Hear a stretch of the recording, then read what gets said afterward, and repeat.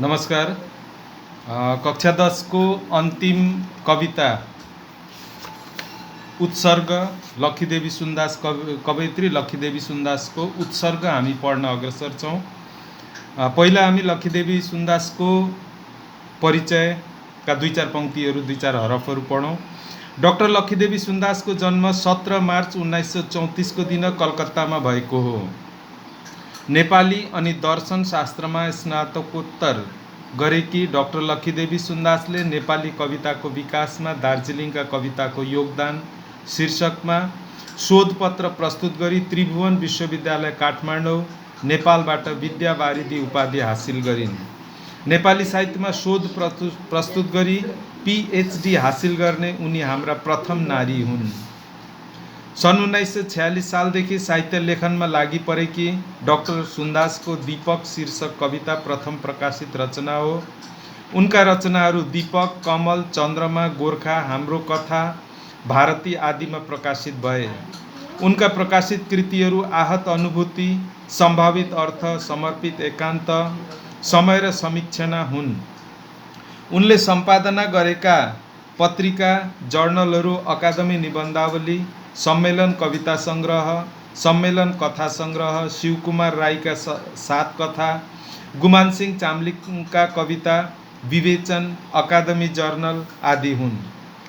साहित्यकार डाक्टर लक्खीदेवी सुन्दासले आहत अनुभूति कथा सङ्ग्रहको निम्ति सन् 1901 मा साहित्य अकादमी पुरस्कार प्राप्त गरेकी थिइन्। त्यसबाहेक रत्नश्री स्वर्ण पदक, भानु पुरस्कार, सैन्य ध्वज, नन्ददेवी पुरस्कार, मोहनलाल शाह पुरस्कार, माइकल मधुसूदन दत्त अन्तर्राष्ट्रिय पुरस्कार आदि उनले प्राप्त गरेकी हुन्। त उनको मृत्यु पछिल्लो वर्ष अर्थात् 15 अगस्त 2019 को दिन भएको हो। तब उत्सर्ग कविताको बारेमा, उत्सर्ग कविता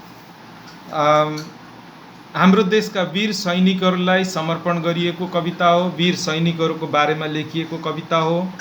यो कवितामा कविले वीर सैनिकहरूलाई लक्ष्य गरेर आफ्ना कुराहरू भनेकी छिन्। हे वीर सैनिक, स्वदेश रक्षाको निम्ति तिमीले गरेको त्याग आजका मान्छेले नबुझिदिए पनि देशका कुना कन्दरामा एक दिन फैलिनेछ। विदेशी शत्रुहरूका आक्रमणबाट स्वदेशको रक्षा गर्न तिमीले आफ्नै शरीरको हाडको पर्खाल बनाएर पसिना औ रगतका अजस्र धारा बहाएको व्यर्थ हुन जाने छैन। तिम्रो वीरताको कदर आज यथेष्ट गर्न नसकिए पनि भविष्यमा देशवासीले तिम्रो उत्सर्गको कथा इतिहास बनाएर लेख्नेछ। मानिसबाट प्रशंसा पाउन नसकेका जङ्गली फुल झैँ तिम्रो वीरताको कथा ओइलिएर जाने छैन, ओइलिएर झर्ने छैन। तिम्रो जीवन शेष हुनै लागेको भए पनि यो बिना मूल्य तिमीले स्वदेशको निम्ति अर्पण गर्नुपर्ने छैन। यो युगमा आफूले पाउनुपर्ने अधिकार प्राप्त गर्न सबै सफल बन्दछन्। यो हिसाब किताबको युगमा तिमीले ठगिनु पर्ने सम्भावना छैन।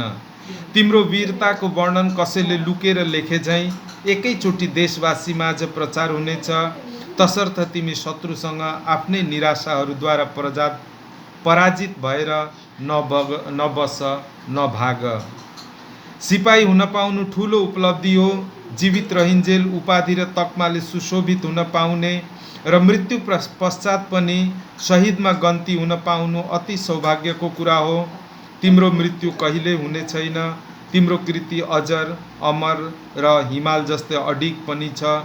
तिमीलाई हाम्रो मुटुको कोमल भावनाहरू समर्पण छ। हाम्रो शुभकामना तिमीमा सदा सर्वदा रहनेछ। धन्यवाद।